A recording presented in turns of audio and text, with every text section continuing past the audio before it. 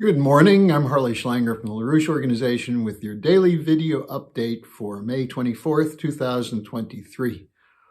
I'm sure many of you are experiencing a sense of disbelief as you're watching the absolute idiocy coming from leaders of the Western world with their self-congratulatory war policy, their economic policy, their social policy, the fact that they don't see the conditions of humanity, which are plunging into desperation. Many populations are desperate to survive, including in the Western countries. And yet we hear about how the economy is fine, the war is going well, Russia is going to be defeated, Ukraine will be victorious. You see a level of delusion, which some of you attribute to the fact that this is in fact what they intend, that the establishment intends to destroy the world. And that's the effect of what they're doing. But except for those who are self-destructive and suicidal, they actually think they're moving to a more stable condition for the super wealthy to control things. And they actually believe the hype that they're putting out through the media. But the question is, are they so blind to reality? And if they are, does that mean we're doomed for extinction? We can see this level of arrogant delusion day to day. We see the political corruption, the media corruption.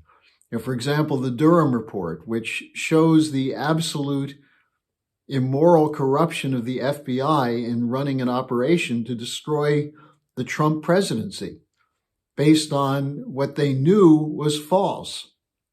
We see reports coming from the official government circles, such as spokesman John Kirby, about how everything's going according to plan. And yet we see the leaks from the Pentagon showing that the military and defense establishment actually believe that there's no way Ukraine can win a war, and yet we continue to pour money into that war. So you look at this and you see the absolute foolishness of pursuing policies which go against the interests of almost everyone on the planet. Now, I want to look at one aspect of that today, the economic foolishness that we're seeing with this debt ceiling debate as a prima facie case of the idiocy. Now, the important thing is that the debt situation is growing out of control on all levels. It's not just government debt, it's corporate debt. The idea of zombie corporations that can't make enough money to pay the interest on their debt and yet are being granted huge volumes of liquidity to cover over for another day and kick the can down the road. That's in fact the policy overall, kick the can down the road. But it's also personal debt. Personal debt is out of control. The contracts that are supposed to hedge against debt, the so-called derivatives, are an explosion waiting to take place. A series of debt defaults could blow out the whole banking system. So the debt ceiling debate exposes the economic illiteracy of not only the establishment, but the population. The alternatives that are presented are absolutely false. The Republicans say, well, the solution is cut spending, cut across the board spending. It's too much spending.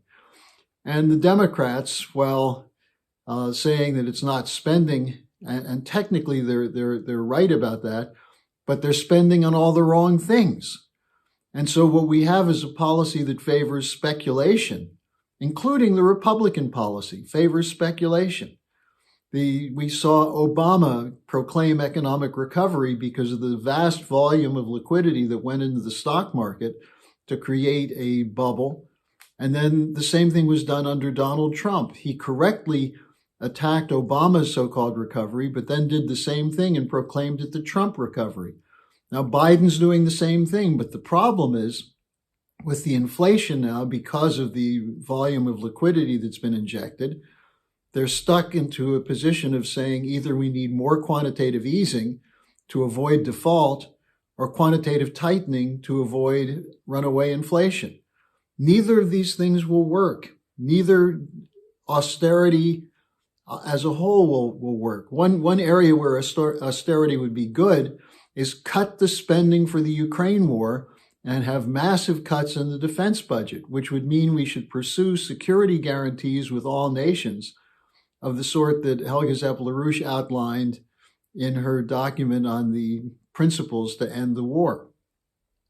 But the problem is that what's missing here is a discussion of physical economy. You need investments to go into areas that increase productive wealth.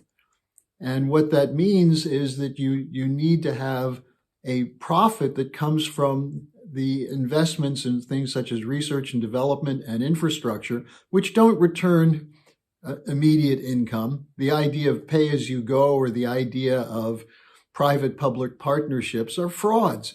There are areas of spending which don't produce immediate direct income and shouldn't be privatized, but need more funding because these are areas which increase the overall productivity of labor. That's physical economy. That's Lyndon LaRouche's major contribution. Now, because of the problems with the economy, there are moves toward de-dollarization, to breaking out of the dollar system. This is totally lawful. Why would countries that are trying to develop wish to get sucked into this vortex of hyperinflation and credit cutoff? And they're looking for alternatives for investment and trade. Now, de-dollarization is further driven by the effect of sanctions.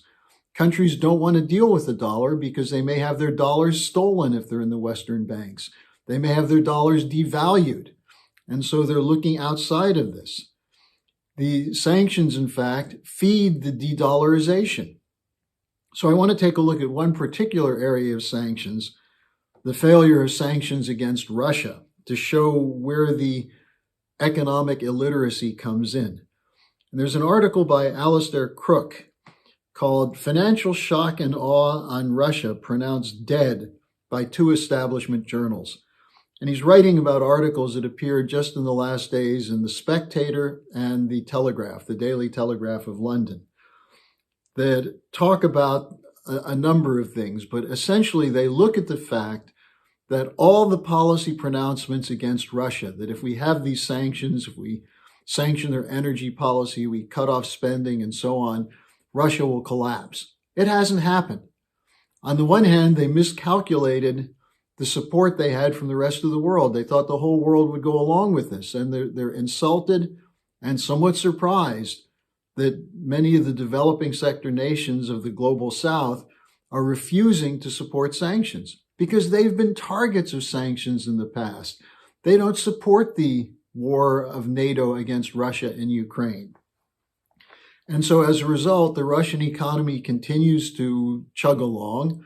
It's not in great shape, but it's in better shape than what we're seeing in countries like Germany and Italy and France and the United States. Now, the question of the delusion is at the center of Crook's article. And he asks the question, why did it take so long for the British establishment to wake up to that which the rest of the world already knew, namely that these sanctions wouldn't work?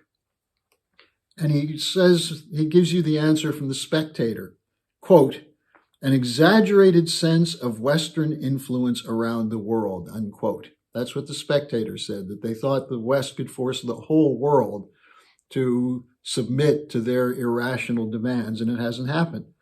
But then Alistair Crook gives us his own explanation. And what does he say? Quote, delusionary hubris placed blinders on Western policymakers. They could not see what was before their own eyes, unquote. Now, those people who say all of this is planned, that's an exaggeration. They can't plan this. What they're planning is to destroy countries, to take away sovereignty, to depopulate the world. That's what they're doing successfully. But they're doing it at the expense of their own survival. And that's what they didn't think would happen. That's why they have meetings such as Bilderberger and the Munich Security Forum to try and map out a strategy to destroy Russia and China and the global South, and then have to meet in another 6 months to evaluate why it's not working. Whatever they do doesn't work because they are delusional. The problem is the population doesn't know what works either. And that's why it's so critical, the initiatives we're taking now, to get people to reflect back on what John Kennedy recognized after the Cuban Missile Crisis, that security and economic cooperation go hand in hand. I'm going to link again the speech, a section of his speech from June 10th, 1963, for you to listen to or read. I'm not sure if it'll be audio or video. And then also Helga Zepp-LaRouche's comments on what we must do to revitalize that conception of America. This is the most important thing in the world right now. And it's important that people in the West not give up, not submit, not come up with theories about how all of this is pre-planned. There's nothing that's pre-planned that can't be overturned by human will and intervention. The question is, can we mobilize educated will and intervention to turn things right? Thanks for joining me. I'll be back again tomorrow. Hello, thanks for watching. Be sure to like, subscribe, and hit the notification bell so you don't miss any of our videos. Support our independence to produce videos like these. Become a member of the LaRouche Organization at theLarouche.org/member. By becoming a member for $25 or more, you'll get special access to the EIR Alert Daily Briefing and Weekly Magazine, which is what I read to stay on top of things.